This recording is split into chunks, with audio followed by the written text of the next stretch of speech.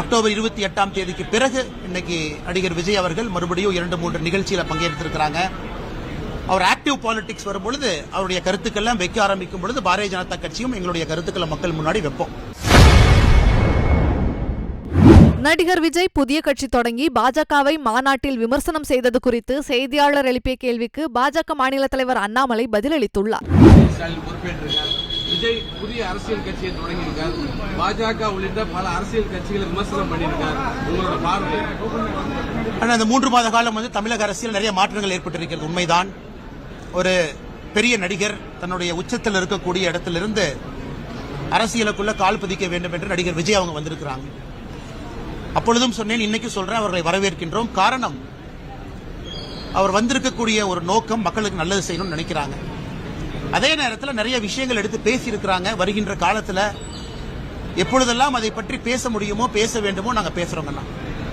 அந்த முதல் மாநாட்டில் நிறைய விஷயங்களை வச்சிருக்கிறாங்க. அதுக்கு பாரதிய ஜனதா கட்சியினுடைய தலைவர்கள் எல்லோரும் கூட எதற்கெல்லாம் பதில் சொல்ல வேண்டுமோ பதில் சொல்லியிருக்கிறாங்க. அக்டோபர் 28ஆம் தேதிக்கு பிறகு இன்னைக்கு நடிகர் விஜய் அவர்கள் மறுபடியும் 2-3 நிகழ்ச்சியில் பங்கேற்றிருக்கிறாங்க. அவர் ஆக்டிவ் பாலிடிக்ஸ் வரும்பொழுது அவருடைய கருத்துக்கள்லாம் வைக்க ஆரம்பிக்கும் பொழுது பாரதிய ஜனதா கட்சியும் எங்களுடைய கருத்துக்களை மக்கள் முன்னாடி வைப்போம். அதனால் நிச்சயமாக வரவேற்கின்றோம். மக்களுக்கு ஒரு one more opportunity, one more சாய்ஸ்ங்கண்ணா. அதனால் அடுத்த ஒரு ஆண்டு காலம் எப்படி இருக்கும் என்பதை தமிழக மக்கள் தீர்மானிக்க போறாங்க, நிர்ணயிக்க போறாங்க. அதே நேரத்தில் திரு உதயநிதி ஸ்டாலின் அவர்கள் தமிழகத்தினுடைய துணை முதல்வராக பொறுப்பேற்றிருக்கிறாங்க. ஒரு வேகமான வளர்ச்சி கட்சிக்குள்ள எம்எல்ஏ ஆனாங்க. அதன் பிறகு உடனடியாக அமைச்சரானாங்க. அதன் பிறகு இன்னைக்கு துணை முதல்வராக இருக்கிறாங்க. அதையும் பொறுத்திருந்து பார்க்கணும். ஏன்னா பாரதிய ஜனதா கட்சி தொடர்ந்து வைக்கக்கூடிய குற்றச்சாட்டு, திராவிட கட்சிகள், குறிப்பாக இதில் திராவிட முன்னேற்ற கழகம் எப்பொழுதும் ஒரு குடும்பத்தை சார்ந்திருக்கு. வெளியிருந்து வரக்கூடிய டேலண்ட் அங்கே குறைஞ்சிருச்சு. டேலண்ட் பூல் குறைய குறைய ஒரு குடும்பத்தை சார்ந்து அந்த கட்சி தன்னை நடத்தி கொண்டிருக்கிறது தொடர்ந்து வைக்கக்கூடிய குற்றச்சாட்டு இன்னைக்கு அவங்க உண்மைன்னு சொல்லியிருக்கிறாங்க.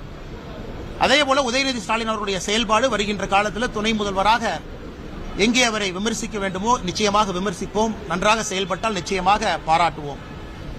அதே நேரத்தில் மூன்றாவது இன்னொன்று பார்த்தீங்கன்னா, பாரதிய ஜனதா கட்சி அகில இந்திய அளவில் ஹரியானால ஒரு பெரிய வெற்றியை பெற்றிருக்கிறது. மகாராஷ்டிரால ஒரு செய்திகளை உள்ளது உள்ளபடி தெரிந்து கொள்ள ரெஃப்ளெக்ட் நியூஸை சப்ஸ்கிரைப் பண்ணுங்க.